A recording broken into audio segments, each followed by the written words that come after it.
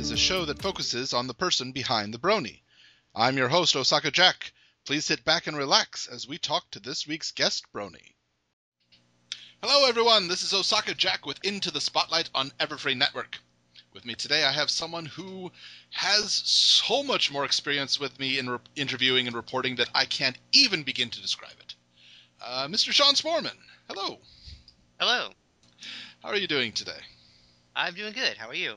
Not too bad, not too bad. I'm a little burned out. This is the second interview of the day, and I still have another one to go tomorrow, but I can do it. Yeah. I can push through and get finished for the year. Yay!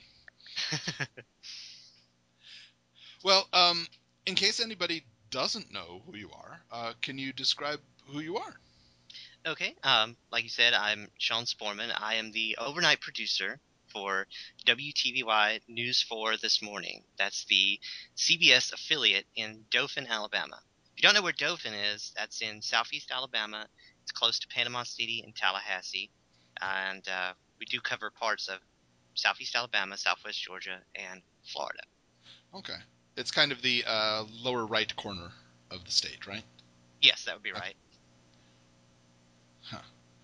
Yes, if anybody doesn't know, WTVY has done, WTVY News 4 This Morning has done a few segments on bronies, often. That's correct. I'm curious, how did you become introduced to the brony fandom? You happen to remember the situation that led up to it? Well, the way I remember it is, I am an animation buff myself. I've loved cartoons all my life, and I actually liked the previous works of that Lauren Faust had worked on, who's the creator of Friendship is Magic, and Foster's and Powerpuff Girls. I enjoyed those, and so I read about those, and I was like, oh, that's interesting. And one of the very first stories that we ever did on the Brony community was about one of the charities. And that struck me as interesting and unique because, it's a group of animation fans of a cartoon that you might not think would have all these adults raising money for charity. And I thought, well, that's kind of interesting. And then, there wasn't much, the story was kind of aired, and then the next thing I did we do a regular segment about home video releases every Tuesday, because that's when they come out here in the U.S. And I would assume that at this point it's mostly DVD. Right, DVD and not video, but okay. Right. So video in name only, but right. We call it home video releases because we also have some in an older audience so that they know that it's DVD and Blu-ray. But I was looking for that week's releases, and I happened to come across the top sellers, and one of the things I noticed was season 1 of My Little Pony, Friendship's Magic, was number 3. It was beating the Hunger Games, which, huge thing over here. Yes. And I threw that in our entertainment news, and it got a lot of attention. It got all these hits and comments. I was like, wow, that's something else. And that's when I started to really see just how big and how passionate the brony community was. And because of the positive response, it's like, so we follow up on that a little bit. And just kind of went from there. Yes, I take great pride in being part of a fandom that contributes so much to charities. It's a wonderful feeling. I can contribute what I can, but that's not just me. That's a lot of people. It's a good feeling. Right. But yeah, I have heard people surmise that if technology today had been around at the time of Powerpuff Girls, then there probably would have been a similar movement with Powerpuff Girls as there is with My Little Pony right now. I could see that because it also went outside the demographic you would think that it went. And I know my friends and I all really liked Powerpuff Girls at the time. And I know it had the dual level of humor that some of the best animated series have. Let's say like Animaniacs or something like that, where it has very true things that kids can enjoy and things that adults can enjoy, but not on a crude or something level, but just kind of like reference, wit, Sure. that kind of thing. Yeah. Sight gags, that kind of thing. Mm-hmm.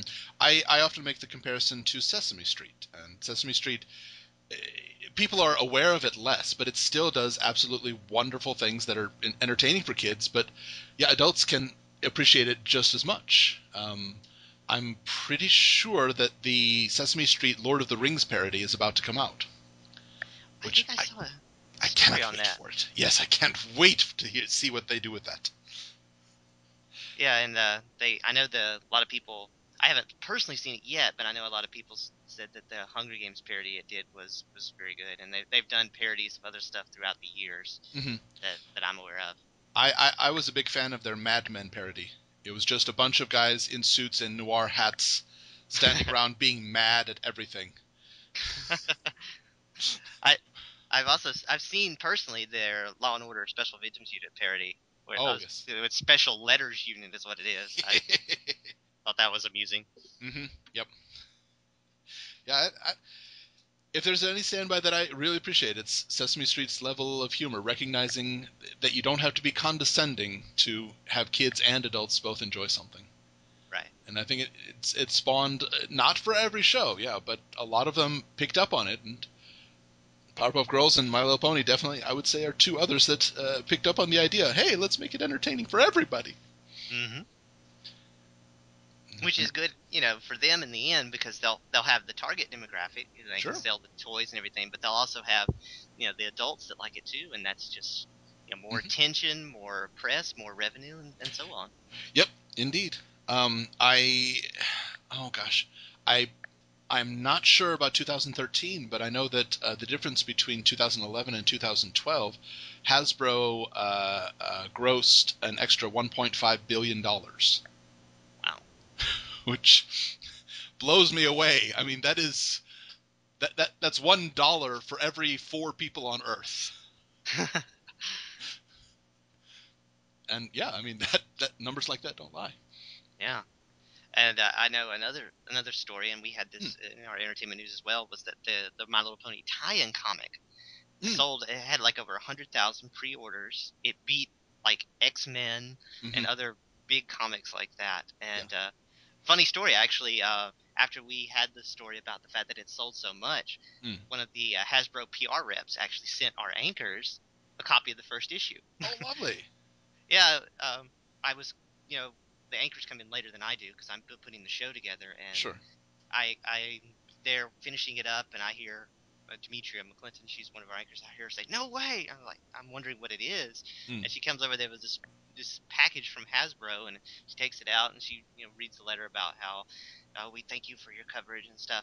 We didn't do it to get stuff, of course, but it was just kind of a fun, unexpected surprise that that we got that. I remember that comic. That's done by Andy Price and Katie. Oh, God, I'm blank on her last name. But yes, yeah, and I think it's brilliant. There's so many hidden jokes inside that. It's just hilarious to me. I know that I've found a young Frankenstein joke in some of the panels on the My Little Pony comic, which I don't know how many people found it, but I found it, and I found it to be hilarious. I saw, just from some of our Brony followers on Twitter, I saw the Gordon Ramsay thing, and he responded to it. I think he said something like "seriously" or "really" or something like that, just one word. But yeah. I saw that. I was like, that's funny. Well, I know that some people had made OCs for Penn and Teller, and I think Penn retweeted it and said, "I have reached the apex of my career now. I am a pony." It was a good drawing too. I mean, it had it looked like Penn and Teller ponified, and on stage it looked good. Oh yeah, the art from the community is another, I think, unique element of the Bronies. Just the impressive amount of whatever kind of art you have: fan fiction, drawings, animation, music, and that's what we did for the anniversary of the premiere. I'd like to do This Day in Entertainment History every so often to mark the premiere of a notable show. I've done Garfield and Star Trek Next Generation. So for the My Little Pony Friendship is Magic thing, we asked for fan art, and we got submissions from all over the world. We got pre-made things with the established characters. We got people that made that we've had an OC original character made for us, and they did interpretations of it, and they even did some of our anchors. There was one really cool piece of art. I mean, they had the set down, they drew all of our anchors, they had the suits on and the logo and everything. It was great. And the response was tremendous, so that was I'm sure. Pretty great.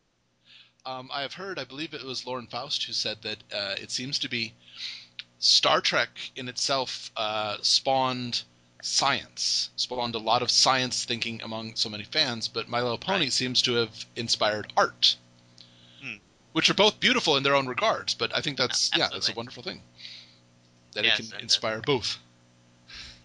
And it does seem to have that kind of response that Star Trek got.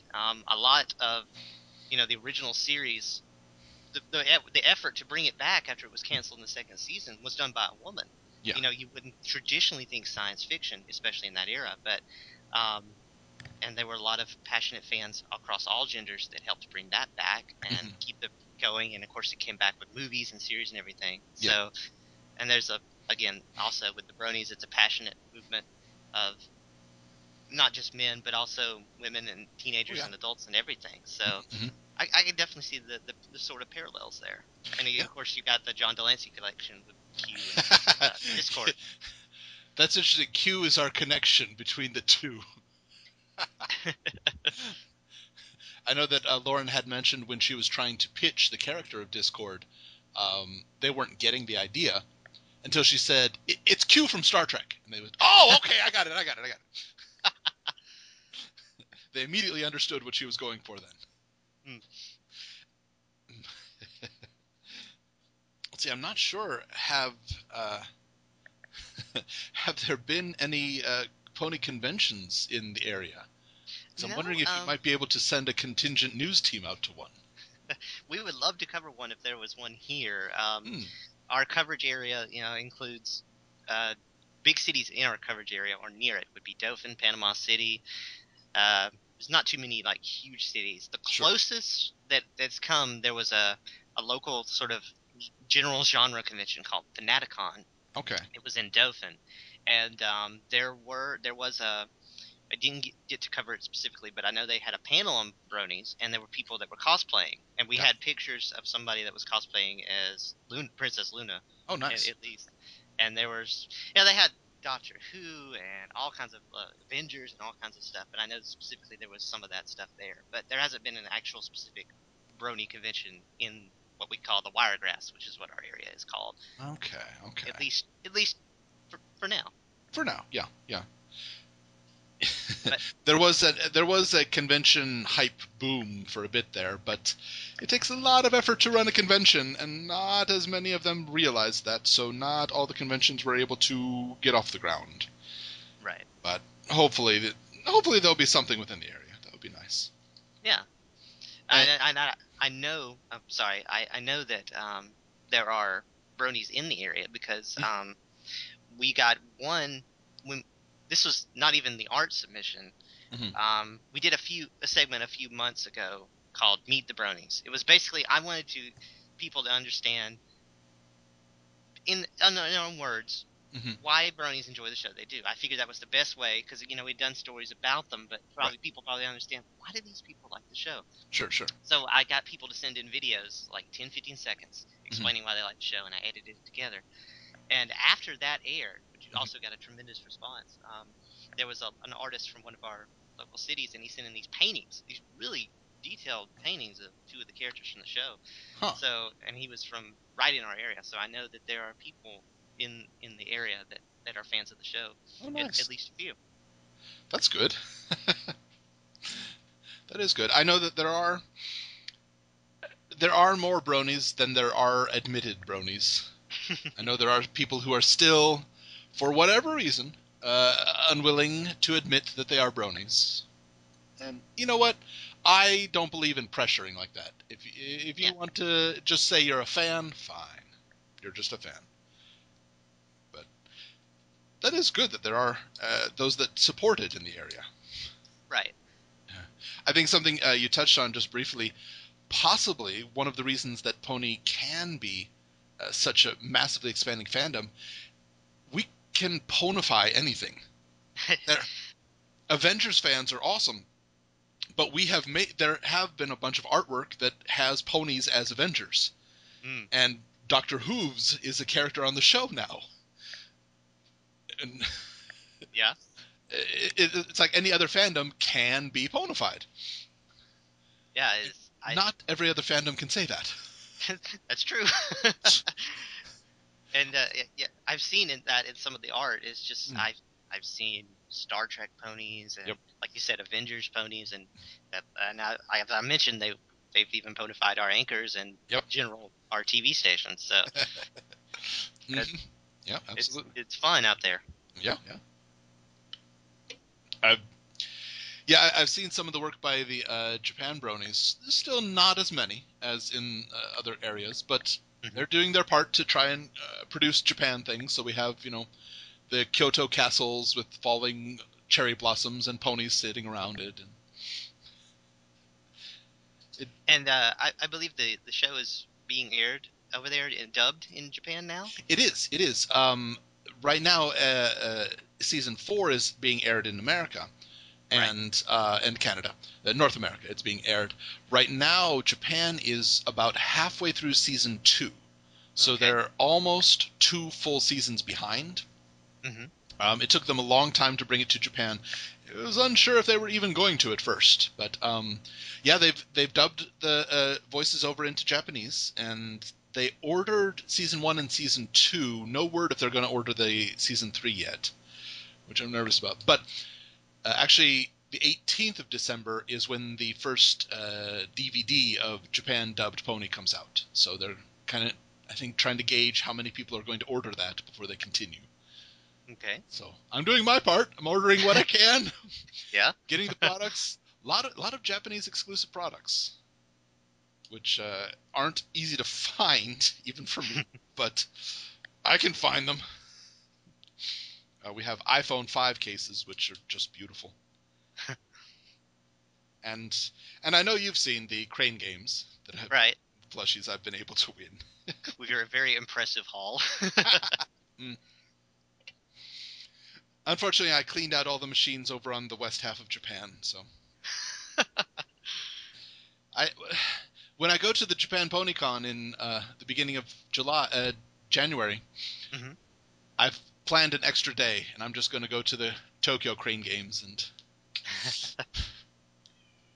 I've put them on notice. I've said, you guys have got 3 weeks, and then they are mine. Crane Day. Well, the WTVY news station is for Dolphin. Primarily Dolphin, and I see. that surrounding area. It's called the Wiregrass, after a type of grass that grows in that area. I have found that it's apparently peanut capital of the world. That's correct. We host the National Peanut Festival every year. We actually had that a couple of months ago. Big carnival, especially focused on peanuts, but it also has everything from rides to all kinds of fried foods and everything in between. Oh, very nice. And I would assume that there's large George Washington Carver influence. I would imagine so. I believe, if I'm not mistaken, that there is a museum actually right across the street from our station. Nice. That has that. I haven't been personally, but I believe that's what that is. It's peanut related at least, and I know there's something to do with George Washington Carver in the area. So. Well, there we go. That's good. Yeah. Okay, so the big question is, smooth or crunchy peanut butter? Me? Yeah. I'm not that big of a peanut butter person, but I can go either way. That's legitimate. But I love peanut butter cookies, I'll say that. Okay. All right, there we go. Yeah, Japan doesn't care for peanut butter very much, which saddens me deeply. I get it, but I have to import it, and it takes a month. So I have to get the 4.5 pound tub to make it worth my while. I will insist this to the day that I die. Peanut butter is an excellent food to put in your emergency kit. It lasts a long time. It has protein. It's good.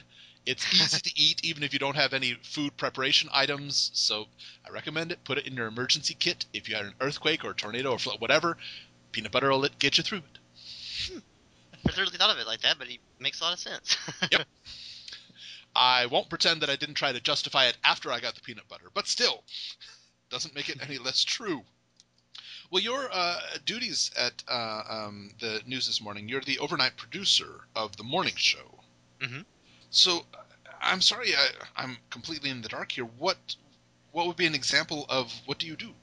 Okay. I usually I get in at night after the nighttime shows air.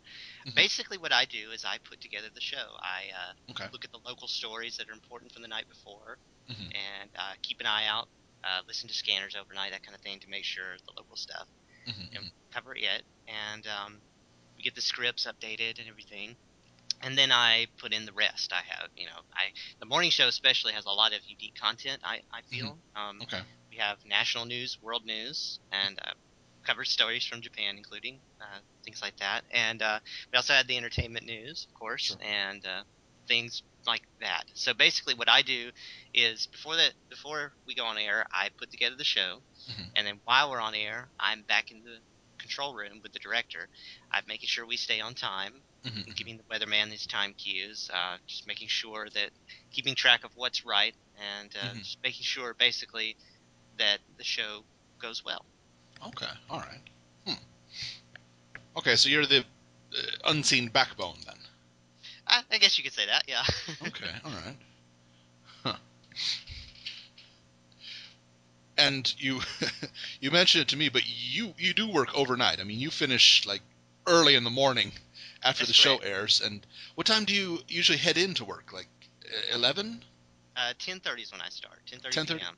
Okay. All Right right. after the 10 o'clock news ends, I come in, and that's when I I start. see.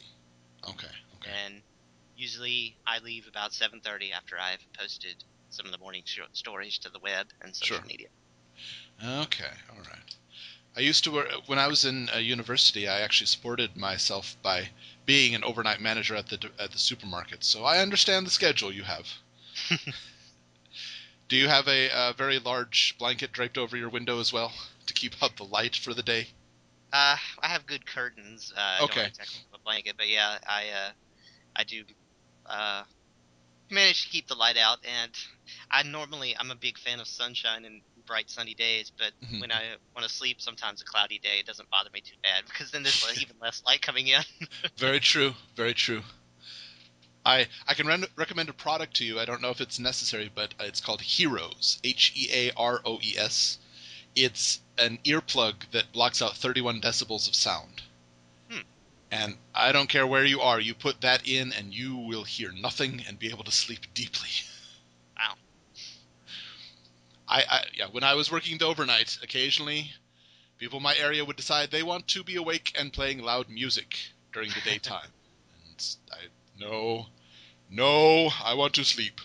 Well, you mentioned it briefly there, but the webpage for the show is all kinds of fancy. Well, A thank lot of you. uh, quite a few new shows that I know are still seem to be learning how to use the internet, and a lot of them are lacking in keeping up to date. Which I understand, not everybody has the budget or ability or know-how on it, but Right. yeah, this thing seems all snazzy. When did that start? Well, I know we changed the format Mm-hmm. la- recently, like last year, and Okay. the morning show page specifically, I was something I asked if we could have Mm-hmm. because we have a lot of unique content, and I'd like to have it all in one place so that people can find it easy. Sure. And our web producer, with the help of our chief web guy, they put it together a Mm-hmm. few months back. So now that we have uh, all the stories on there, video segments, and things like that, and yeah, I think it's helped a lot. And I always like to go in to the stats and see what stories are popular Yeah. because I do that with every weekend on Twitter. I share the most popular stories online so that people, if they missed it or just curious, they can find it there. But the website, I'm happy with the fact that it gets a lot of attention, and the fact that it, like you say, it's very functional and has a lot of advanced features like video, like graphics and everything else. But the show also has a Facebook page. That's correct. WTVY News 4 this morning. We started that last year, and it's we also share stories there and links, videos, and things like that. One segment that we started on Facebook and eventually moved it to the webpage too was I particularly enjoy. It's called Morning Moments. It's kind of like the bloopers and the funny moments from the week, the whole week or the past few days before. Sure. So it's somewhat like bloopers from the show, or is it just in general around the world funny moments? It's mainly from the show, and just funny things that we capture here and there. That happen. I'm curious if you have seen. I can't recall which station it was off the top of my head, and I can't recall the city, and I apologize whoever you are. There was a show. I don't think it was a morning show, but it was a newscasting show, and I think it was lunchtime, and it was the two anchors, and it was always the same exact amount of lunch, of commercial break. They had a choreographed dance between the two of them that lasted the entire 4.5 minutes. And it's so hilarious to watch them doing it in tandem. They're like giving each other high fives and then doing a wave and then spinning around in the chair once and spinning reverse way and like doing a running man while walking. It was so impressive. I have seen that. Okay, all right. I can't recall the station either, but yeah, I know what you're talking about. Yeah. Because I remember back at my college TV station when I was in school, our anchors would try to come up with that. Couldn't quite get the 4.5 minutes, but yeah, they would try to do the little routines with all the different motions and stuff. So yeah, the whole 4.5 thing is very, very impressive. And then it's like, then they're serious again. Yep. I was just wondering if your show had any equivalents. Not quite. We have a lot of like running jokes and stuff, like movie quotes and stuff, like between commercial breaks, but not a whole routine, at least not yet. I'm expecting next year for there to be a 4-minute musical interlude, where all of a sudden we break out into one of the songs from Phantom or something. No, I don't think that'll happen. But still, that'll be. Well, can you talk? I don't know if you can talk about it or cannot, but are there any upcoming ideas or segments that are going to be on the show that you're looking forward to?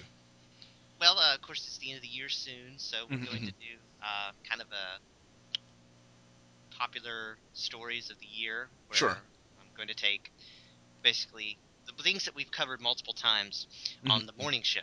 The evening show is doing kind of like a year in review as well on the more kind of like national and local stories that were. And ours is going to be kind of the more morning show exclusive stuff. And so we'll be doing some of that, and probably one of those will be, because of the amount of attention that it's gotten, will be the Bronies. Oh, yay!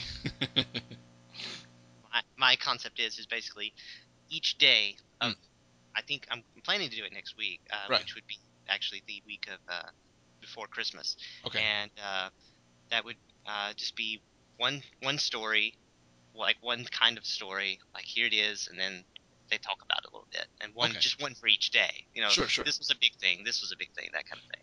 Okay, I can totally get behind that. Yes, that's absolutely fine. It's just a personal thing. I like top 10 lists, but at the end of the year, why do we need them now? July top 10 lists are just as effective. They're one of my favorite YouTube channels. They actually had the worst top 10 list of all time. It was the top 10 single-digit numbers. All right. They did a good job with it, to their credit, but yeah, it was very funny to watch because there's only 10 of them possible. Exactly. All right. Did they surprise you and go out of order? Yeah, they did, actually. They did. Okay, so there's that at least. Well, one question that I ask in each of my interviews, I know you've mentioned to me that you've seen some of My Little Pony, or watched some of it. Not required to watch the whole thing, but in all of My Little Pony that you've seen, what would you say is one line, character, or scene that speaks out to you? Of the ones I've seen. Yeah. I do like the character, Twilight Sparkle. Okay. Because I am definitely a bookworm. I love to read, and I like, you know, science research and stuff. And I do get nervous when think I'm going to be late. Okay. I must ask if you have watched the episode Lesson Zero, then. Yes, that's the one that popped in my head. Okay. That was one of the first ones that I watched. The actually first one I watched was what's it called? Party of One, I believe is what it's called. Party of One. Oh, excellent one. That was the very first one I watched after I had, just wanted to see what it was about and everything, and that was another very interesting episode. Very funny. From my experience, Party of One really speaks to the introverted people who start feeling that everybody is leaving them because they're not paying attention to them right now. And Lesson Zero speaks out to the studious ones who work themselves up far more than any test ever could. All right, good answer. Okay, so Lesson Zero. The face of Twilight Sparkle in that is one of the creepiest and, I find it, most adorable things ever. Yeah, the animation, the expression of that. I can see why this show inspires art and stuff like that, because it's just so I don't even know the right word, but it's just so expressive and imaginative and cartoony in both a classic sense, but with the modern flash animation technology and everything. Yeah. Well, everybody, today we have been speaking with Sean Sporman, the overnight producer of WTVY News this morning. I have to say, real fast, your station's ID code is like one of the luckiest ones out there. You got TV in the middle of your name. How fortunate man. I've heard other good ones, but man, that's got to be one of the best. Yeah, it's a good one, and we have the little station ID, and it says, you're watching WTVY, your hometown news leader. So it's like it's very easy to remember, and So I got it for you. I got it. Next year, WTVY TV. Why? Because we care. I'll have to pitch that to our salespeople. I don't expect credit. Just everybody listening will know it was partially my idea. Woohoo! Okay. But thank you so much for coming by and speaking with us today. Oh, it was my pleasure. I appreciate the invitation. Yeah. Everybody, check out WTVY News for This Morning on Facebook. It's on Twitter. And go check out that nifty webpage. It's really cool. And give them some love, guys. Not every news source is kind to Bronies. Fox News, cough, cough, cough, Fox News. But they are. So give them some love. Everyone, this has been Osaka Jack with Into the Spotlight on Everfree Network. We'll catch you next time.